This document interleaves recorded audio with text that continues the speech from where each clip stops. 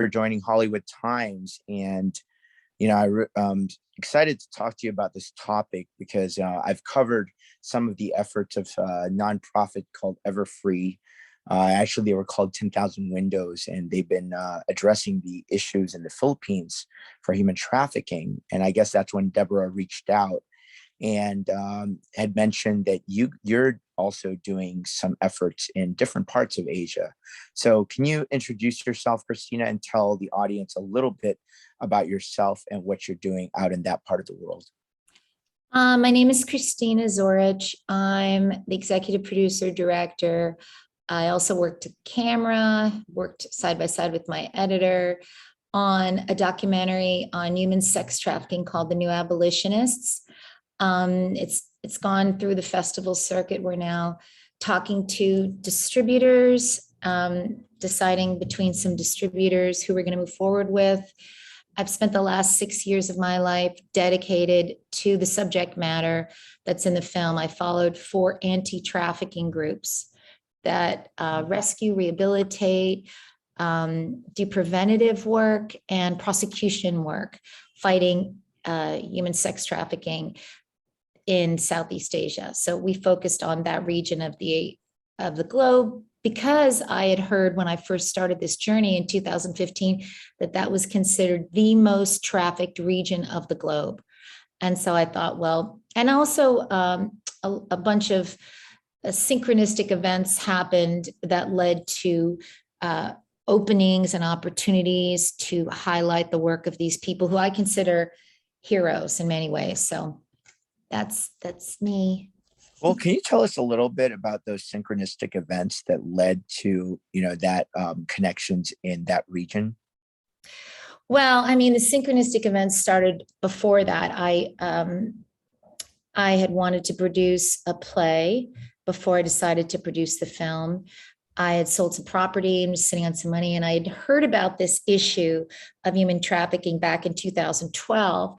And that moment was very, very synchronistic. I met a woman at a party in 2012, a Christmas party. Her name is Erica Grieve. She has an NGO called Unlikely Heroes.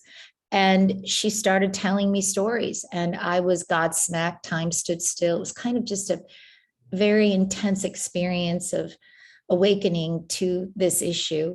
I thought I was a very sophisticated person. I thought I was, kind of in the know, and all of that kind of was thwarted in that moment because I realized all of this stuff that was going on. And I got actually, the first story she told me, one of them was connected to the Philippines. So it's interesting that you're involved in a group in the Philippines. So she had been an ex-nurse, and women and children who had been trafficked were stumbling into her hospital where she was working somewhere in California. I think it was Northern California.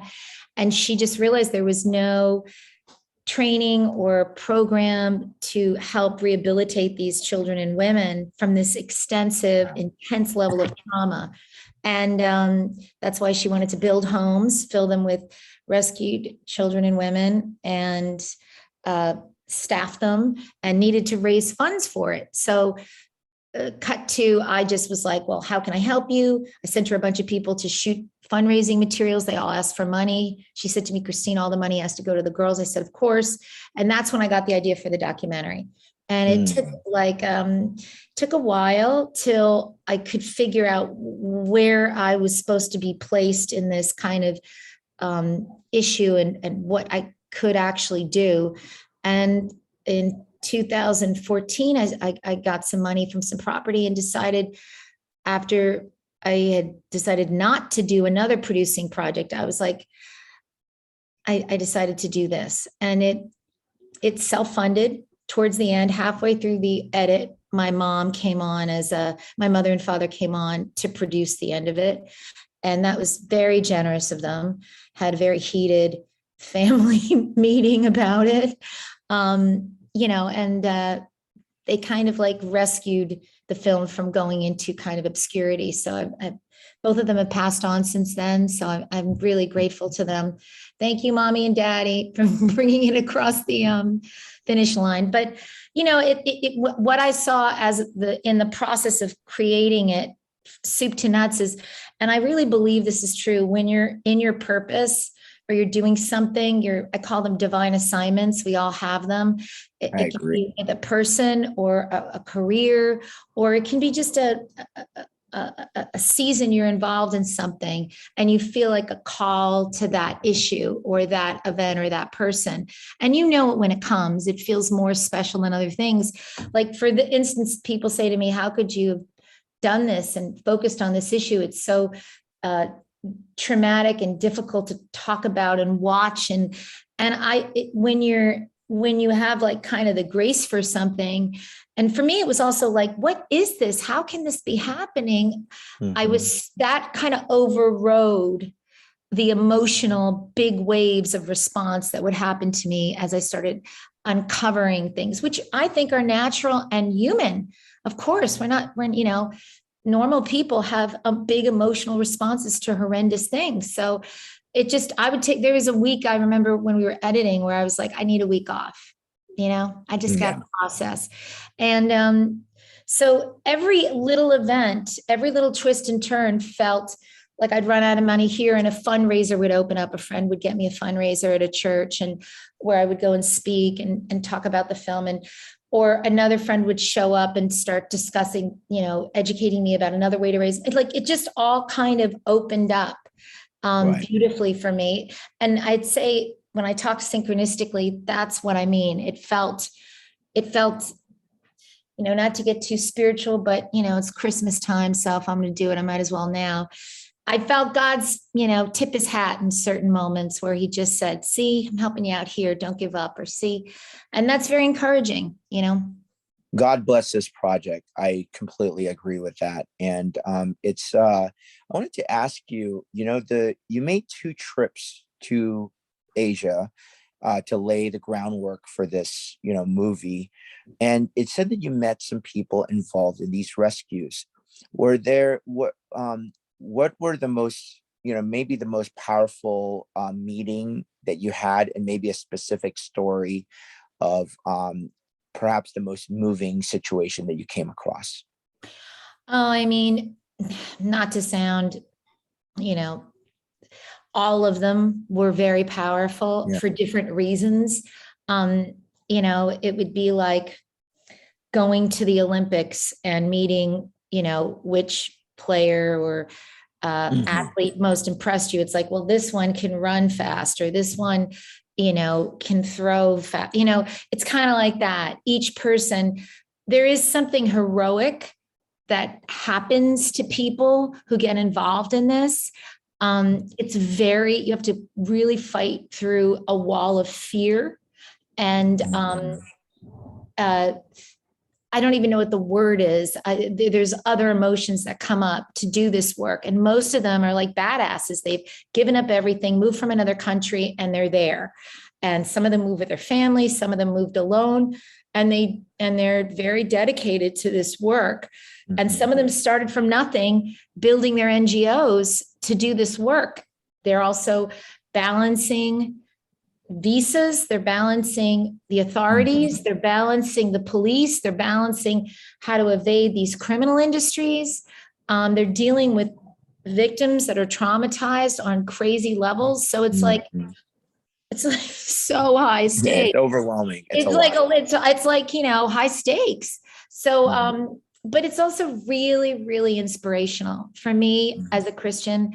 I mean, I'm Democrat, but I'm a devout Christian, and I very much was inspired to see people who have, done this with their life. And when I started doing this movie, I thought, well, this is fascinating because this is one issue that everyone can agree on. Oh yeah. And definitely. And we have, so I myself have thrown a lot of human trafficking awareness events. So, and actually I'll invite you on January 8th, we are doing one in Santa Ana where we're showcasing the movie Trafficked, which my friend Conroy Cantor produced. Ashley Judd stars in that. And that movie was very educational to wake people up to even knowing about the issue, because it's really not talked about. And I've noticed, perhaps the most moving moment for me was when the first time we saw it, 3 generations of family, a grandmother, the mother, and the daughter, teenage daughter, all watched it together. And then they came Wow. out with tears in their eyes, because they're like, wow, we're so lucky and privileged to have the lives that we have. And so many people are not as privileged. Yeah. And it was very moving in that regard. And, people want to mobilize. And I think that really has probably along the way, the people that saw the work you were doing saw that, oh, we have to fund this, or we have to support this, because we are so emotionally moved by it. So I'd like to ask you, in your movie, in your documentary, what's your favorite moment in your documentary, and how do you think you want that moment to impact your audience? I mean, I'm flashing on a bunch of moments. Oh, talk about a few of them. You don't have to have one favorite. Well, there's one moment, it's so funny. The last cut, oh God, I'm gonna get emotional. We passed by some footage, and we went back, and during the pandemic, it did us some favors, because we stayed at home, and I was like, we all had to go into our corners or time out and go, how do I utilize this time? And I was like, how do I make the movie a 2.0 version of itself? And so we went in and restructured it and rebuilt it and tore it apart. And really were kind of ruthless with ourselves, myself and my editor. But there was a moment we put back in, and it's just this shot of one of the children that was trafficked in Cambodia. And it's this shot as we're leaving. Her story is horrific. Her grandmother trafficked her. The level of abuse is just horrific. But there's a shot at the end where she's smiling after our visit, after we did our interview.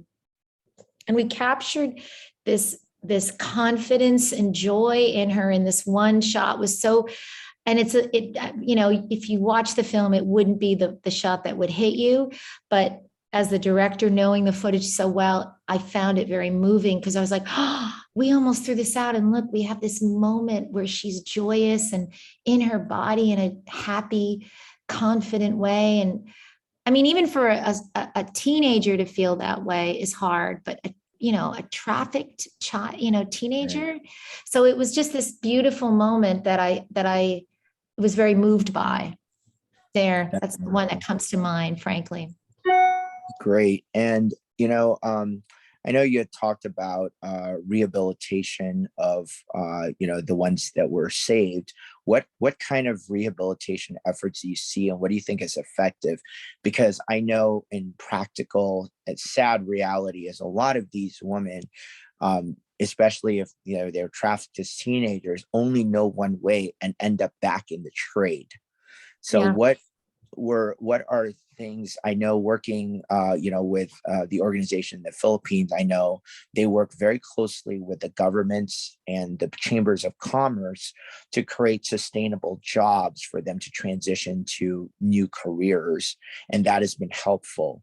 In Cambodia and in Thailand, what did you see was effective? Have you been able to follow some of the women and men in the documentary? Well, that's what we did. We followed, we studied, not in the, we weren't implanted for months, but during the window we were there, we studied there and tried to mine a sense of the structure of how they attack it. And you're right, absolutely. The financial component must be dealt with. The families must be dealt with. The systemic issue in the family, the poverty, if all of them, all of the successful attempts, the NGOs and the leaders and the social workers and the staffers go into that family and analyze how they can start micro businesses and start education processes for the family and healing processes for the family. Some of them are open, some of them are not. And it depends. It's like a, site specific kind of analysis that needs to be taken place early on in their process. And they do that. And you know what? Sometimes they fail. Sometimes they try a business and it doesn't work out and they have to try another way. But some of the success stories are breathtaking. I think all of them, what I saw, all of them need to deal with trauma therapy with the girls and women. There's a section and period where that must be the priority, that internal healing. I'm a big proponent of therapy. I love that the church in the last 10 years has become, like with Sozo, much more hip to the square about the value and importance and import of therapy. I think that there's an extensive period of time that happens. And again, that has to do with how long it takes for the child or woman to be able to be kind of at a level where she can function. And then I think they start with training and try to figure out what kind of a training discipline is this child has an aptitude for. And that takes time to kind of explore. And sometimes they figure it out quicker. Sometimes it takes more time. And then there's other business opportunities for people. Sorry, my computer's about to die, so I'm having to, in the background, scramble to make sure it doesn't die on us while we're interviewing. Could you just give me 1 second? Oh, absolutely. Thanks. Okay, we have juice. We're juiced. Awesome. So basically, they try them out with different micro business. They also have classes that have to do with life skills, because a lot of these young girls or women never were taught life skills that in a healthy parenting structure they would have gotten. So that's a big part of it. But I think the most successful cases, they end up going back to the families and incorporating them. And they're open to that healing process that needs to happen financially and psychologically and emotionally. Yeah. And, I'm glad you mentioned the therapy process, because I think that component is super important. And, a lot of, if you're not really dealing with the healing part of it properly, that's where also it could go back very easily. Yeah. So, yeah. So can you tell us a little bit about what you've seen as effective in that? I know when, there's like usually they're in a home and, there's, at least a year, and then they have like goals and all of that. What have you seen has been most effective across the board, generally speaking? Well, they have to have a safe place to go about the business of restoring. I mean, if you think about just on a personal level, we've all had different levels of betrayal in our life, correct? I mean, so to be able to get through that kind of betrayal, and also the loss of innocence. I mean, we interviewed this one trauma therapist, and he went into like kind of a very extensive level discussion about PTSD and what kind of effects that has psychologically and physiologically on people who, especially if they don't deal with that trauma and work through it with a highly specialized, equipped, a therapist that they trust. And, I mean, it's a lifelong battle to get themselves to be in a healthy place in their own body, to feel safe in their own body, and not continue to re-traumatize themselves the way they were traumatized, because they don't know how to keep themselves safe, because they weren't kept safe as children need to be, So that rewiring of the brain and the rewiring of the body and the response system takes time. And you have to, I mean, Annie Dieselberg, one of the women that we kind of, our point person at Nightlight International, said very aptly. She goes, "This is if you're dedicated to supporting groups that do this work, you have to be dedicated to the long haul of it. There is a long haul recovery process. And that's a realistic assessment of all of us, right? We all need, if you're invested and you love somebody, you have to be invested in their long haul well-being, right? Right. And that's super powerful. Another component I wanted to touch upon was, what was said was there was the government's complicity in aiding this criminal industry. And I think in the write-up, it said that you guys were able to address that. So I'm super curious what you could share regarding working with governments, because that really is a lot of times a top-down issue. If you have law enforcement turning a blind eye and this type of industry allowed to blossom, that obviously creates opportunities for evil, basically, to happen like this. So I'd love to hear your thoughts. Well, I would say this is true in Southeast Asia, and I will say this is true anywhere it's happening. I just was asked to host a doc series of about human sex trafficking in the States. And we shot a sizzle reel and I interviewed 10 people, 3 intelligence officers, 3 ex-victims, a trauma therapist, an ex-state trooper, a woman who was working with AG of, I forgot, I don't want to mess up some being a little vague because I'd have to go back and look at all their titles and names. But I interviewed a lot of people who are in the know in the middle of this country, and it's happening here. And the upshot of it is some of the stuff that we interviewed and found out had to be talked about off camera because it was too dangerous. So let's put it this way. It's happening here. It's happening behind the scenes. It's happening on all levels. There was a girl trafficked out of her basement by her mother. There's another girl who was trafficked from atop a gas station in Montana. I mean, we're talking the middle of this country. So I think it's really important. Well, let me finish the statement. In general, I tried to make it kind of as comprehensive with this one woman I spoke to, and I said, it sounds like half the people don't really know it's happening here. Mm-hmm. And the other half are corruptly involved. And she said, that's what about it sounds like. That's wow, that big of a number, huh? Half. Wow. Well, you can't. Yeah, I know. I wouldn't say it's a number. I would say that there is a segment of society that doesn't believe it's happening here. And then another segment is involved. I wouldn't say half. I would say there is portions. In this country, for instance, I think we are woefully in denial about the intricacies of what's happening in this country. Right. There have been recent cases that have come out, and we think, oh, it's that group, or it's this group, or it's. I think that that's a mistake. It kind of intersects over all groups, all sexualities, I asked one of the intelligence officers about the age range of people being trafficked in the States, and he goes, I'd say from 8 months to 80. I was like, what?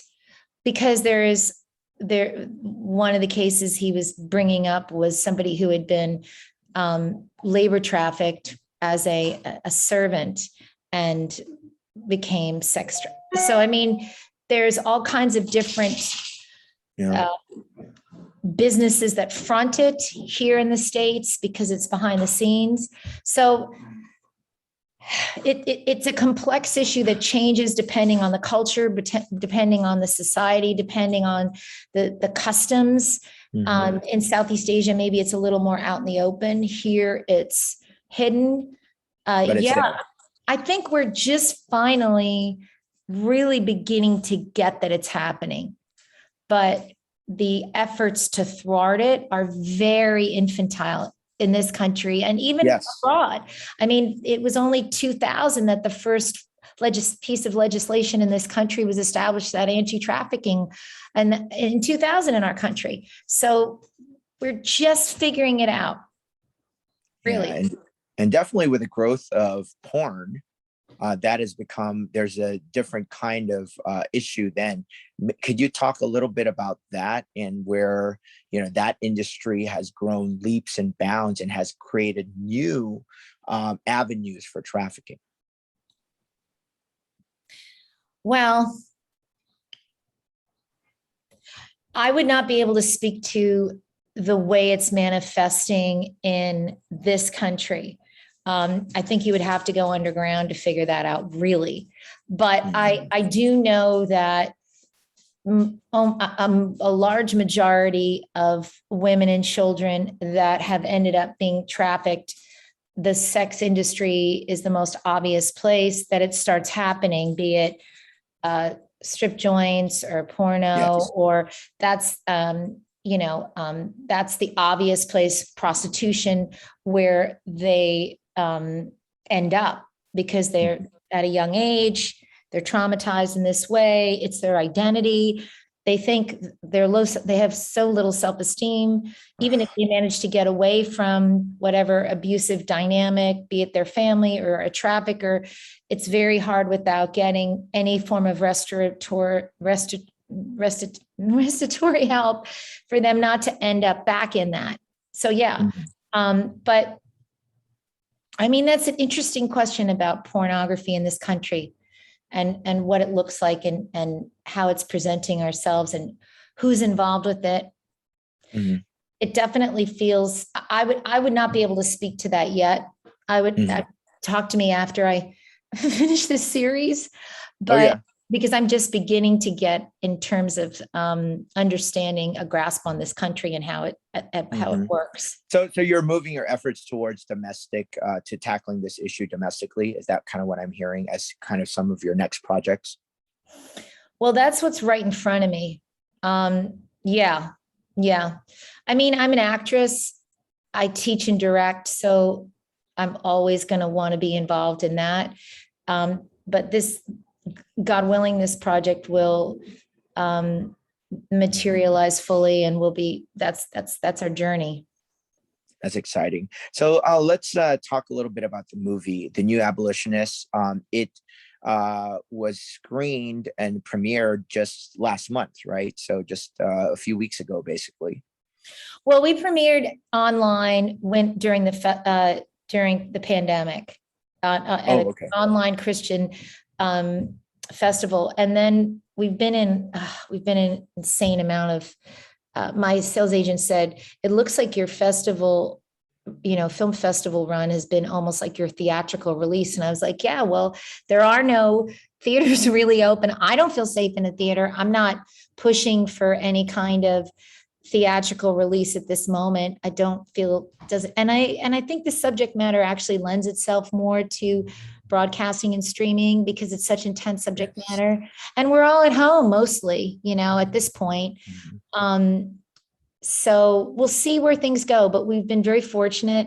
We've won a bunch of different awards at different festivals and nominations. And so the main reason I made it was to get eyeballs on this subject, so that, and what's interesting to me is when I did these interviews for the domestic series on trafficking, a lot of the people we spoke to, when I talked to them about the movie, and when we've done film festivals and done talkbacks in local areas with local groups that do anti-trafficking group, like in Richmond, Virginia, and Florida, the women who do this work said after watching the movie, "Oh, it's the same. It's basically similar structure to what's happening in the States. It's just hidden." Yep, absolutely. And there's 4 nonprofits that you had featured in, or NGOs, you call it. Can you give those a plug, and maybe where we can find them in social media? Because I'd love to follow their good work. Yeah. Well, first of all, you can go to our website, The New Abolitionists, plural, DOC as in doc. So The New Abolitionist doc.com, and go to our What Can I Do page. One NGO, the first one, halfway through the edit, wanted to be more anonymous because of issues that had arisen in the country over a televised piece on trafficking in that country that caused a big uproar. And he had threatened to throw that anti-trafficking group out of the country and take their visa away. So Wow. and this is authorities, people in positions of power. So they wanted to remain anonymous, and because this had happened to another group that was very respected in that country. Mhm. And then the other three groups are on the What Can I Do page. Is it Extreme Love, Tamar Center, and Extreme Nightlight? Love, Tamar Center, and Nightlight International. Yes. Great. And we've started to slowly build the website up as an information page. So Polaris is a wonderful website that kind of is very educational about trafficking in the States. Who else do we feature? I think there's a hotline for trafficking that's on that page. We're slowly building it. All these different groups that we've kind of come in contact, we're going to start adding to that page so that people can just go there as a resource to start getting educated.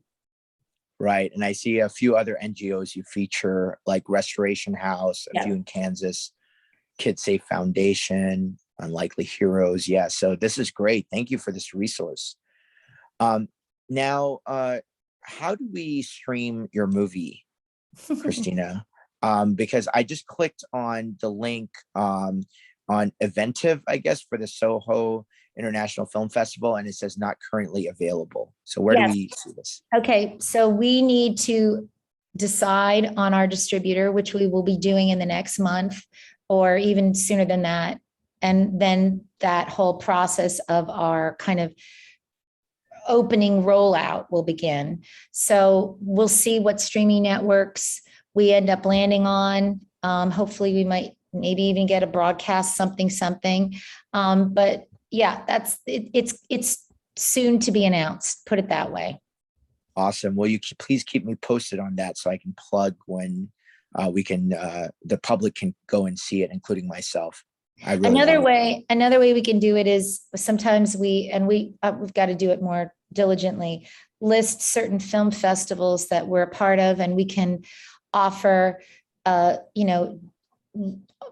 invitations to the audience on our website to just basically pay for that screening of our film on the website for that film festival. So we can also do it that way before we're released. And I see the next one you have coming up is the 12th annual St. Augustine Film Festival in January. Really? I think that is, yeah. That might have been, maybe, I don't know. Is it? I don't know. Maybe that was last year. Maybe. Oh, okay, that may have been last year. Yeah. Interesting, because that was the link on Fliff, FLIFF.com that was sent for the Fort Lauderdale screenings. Oh, we just did that. We were just on the Fort Lauderdale. We just got honorable mention, which is runner up at the Fort Lauderdale Film Festival. Great, congrats.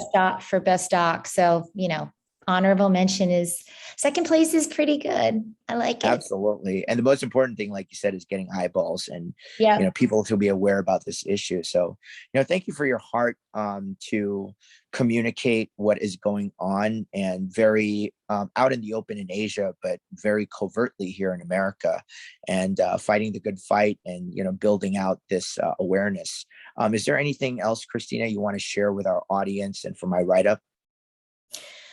I would just encourage people, if there's one lesson I learned from the film, and I know it might be a lesson people go, ugh, but I don't think the movie has taught me the only way problems solve is if we confront them. And confronting does not mean fighting. Confronting means moving through and facing what's happening for what it is, the reality of it, and building those muscles. And listen, nobody wants to confront this. Nobody wants to look at how horrible this criminal industry that's blooming globally is. But there's the only way to thwart it and to stop it is to do that. So it's not about doing, as my father once said to me when I was 12 years old and said, Daddy, I just want to do, what I love when I get older. I don't want to do anything I don't love. And he said, okay, well, that's not what being a grown-up is. Being a grown-up, you have to do a lot of things you don't want that need to be done, that must be done. So That's Absolutely. And what protocol. are those things that must be done that you think we can do? Obviously, donate to the nonprofits that are listed on your page. I like that because they're out doing the great work. But what else can the general average person do to help this situation, or maybe tips of awareness for people, to catch? Because here in California, in Victoria Gardens, one of our speakers, who was a college student that was interested in fighting the human trafficking issue and spoke, she said that she witnessed a young girl almost get snatched in a bathroom. Mhm. And luckily someone was able to see what was going on, and the perpetrator walked out and they said, that's not right, she's struggling, and they put a Mhm. stop to it. But Yeah. how can we stay vigilant, and what are signs for us to look out for, and how can we be part of the solution? Well, get educated. Read, and don't. And I would suggest people read across the. If it feels salacious, it's probably a problem. If it feels practical and realistic, get grounded with the information. And we all have a sense of truth inside of ourselves. We know when something feels. We really tried with our film we're talking about some intense events in people's lives and externally, but we really tried to make them feel not overly salacious, but feel more real and grounded, because that's how you confront it. I think that we have to put pressure, liberals, conservatives, we have to stop making this a weapon that we use against each other. This is a social justice issue. It's children. It's our well-being as a nation. This is absurd that we're using it against each other. This is something we must come together and agree matters. It is a criminal industry. The cartels are involved. The gangs are involved. We have to put pressure on all public officials, liberal and conservative, to do something about this. And then we have to educate. There is one group, I think it's Kids Safe on our website, that works with educating families and children about online activities, so that the families, because some of this, not all of it, but some of it happens online. And so parents being more involved in what's happening with their kids online and being more aware. I mean, I've personally, I'll probably catch flack for this, but I don't think that there should be. I've just heard from my aunt and uncle that my mother's father's son kids just for the first time spotted pornography online. And I think that there needs to be some regulation for children in the online world. I don't think that I don't know how it would look. I don't know what it would look like. I believe in free speech, but I'm just saying there's certain measures that we as a country need to start brainstorming about how to protect people. I mean, obviously the cartels and the gangs have to be thwarted. This has to be stopped. These businesses have to be exposed. And I do think there needs to be a higher level of education about how to communicate. I've seen on certain TikToks, different signs you can give if you see, being wary of seeing children or women with somebody, what that looks like. And if they look in distress. And I can't remember, there was a sign that they showed. Did you hear about this? I did not actually. Yeah, well, I think I put it on my Facebook page, but it's like a sign you can give, that a child can give or a woman can give to denote to the general public that they're in danger. So it's a way to give them sign language. I mean, what was this case that happened, I think last summer, with the girl who got killed and the cops pulled over? And I mean, yes. And I was Gabby Petito. Yeah, and I was interviewing this state trooper. He's like, he now runs seminars to teach courses to teach other cops about how to spot this, because trafficking happens in places of travel, because it's, always getting transported. Right. So being able to spot it, we're kind of at the beginning of understanding, even just very infantile level of understanding it's a problem, it's real, getting out of denial, and then how to identify it and educating ourselves. Like, I think Polaris is a terrific website to check out to start getting very educated about what that looks like in this country, because labor trafficking is also a problem in this country, as well as human sex trafficking. So yeah, listen, I've spent 6 years on Southeast Asia. I am horrified and was horrified to find out it's here in this way. So I'm at the beginning level of trying to understand and figure out myself, frankly. And I just hope within the next 5-6 years, we've made a real dent in this as a nation and prioritized it. Yeah, in some of our seminars, we were able to find, some of our speakers talked about, certain apps that you can put that look like games, but are actually ways for, human traffickers to engage young teenagers and then get them into the trafficking. And some of them, they use other women as well. So women will be used as recruiters, and then they'll show, bling, they're all like, pretty, and say, hey, you can make money too. And you can be pretty like this. And so that is another dimension. There's so much. And I think even in America, there's just so much more complexity in the type of human trafficking that goes on. I mean, in Irvine, we have a lot of gated communities here in Orange County. And in those gated communities, there's a lot of Chinese sex slaves that are basically put in where there's no one ever stops anything there. It's like, because it's so private and so gated. So there was one house that was like, basically no one could tell, none of the neighbors knew that there was so much trafficking going on there, because the garage door Isn't it shocking? up. It's like, even when you tell me a story, there's a part of my brain, and this is what we have to fight against. There's a part of my brain that goes, really? That's really happening? I think it's human. We can't believe that people are this far down the rabbit hole, that they're involved and engaged in this. It's beyond shocking. So, I mean, that wall, we're always going to hit that wall, because it's past our level of understanding. It's past our realm of what happens in our comfortable world around us. So we don't want to believe that we don't know about it, right? Or it looks different than we thought, right? It looks different than I thought. You're like, my next door neighbor's doing this? That's nuts.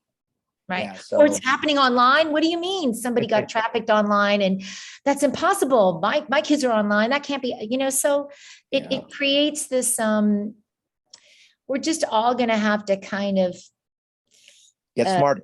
Yeah. Get educated, get aware.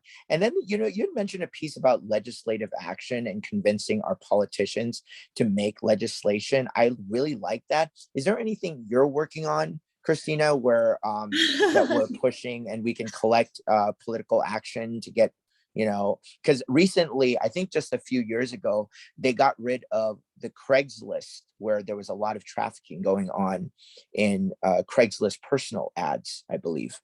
So, and legislation actually stopped that. Well, I spoke to the guy, I think he's on my Facebook. I don't remember his name. I spoke to somebody, but who does goes to different schools and does auditorium, discussions with children about how to be careful online. But I said to him, why do you think that this is allowed to happen online? And he said, well, I think big tech is not being responsible. They're not regulating the way they need to, or protecting. That's an intense thing to say. I don't quite know the answer. I do think there needs to be more accountability on every segment of society. Another town we drove through here locally, and one of the guys working on the doc series said, we're pretty sure that there's trafficking going on here, but the police aren't doing anything about it. Correct. And, I love, just get involved and, pressure, talk to have an open conversation with your legislators and tell them that it is an issue on the ground.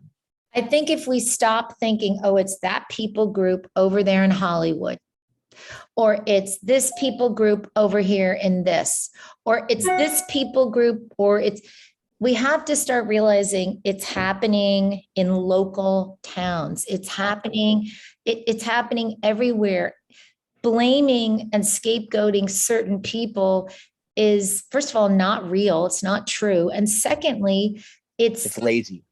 yeah, and you know what it does? It's like, oh, I don't have to be responsible. It's all those bad It's awful there. Yeah. people over Let's there. scapegoat. In my group of They people, own it we're all. all good. We don't do that. And it's unfortunately not true, you know? Mhm. I mean, I wish it was. I wish it was that simple, right? But it's not.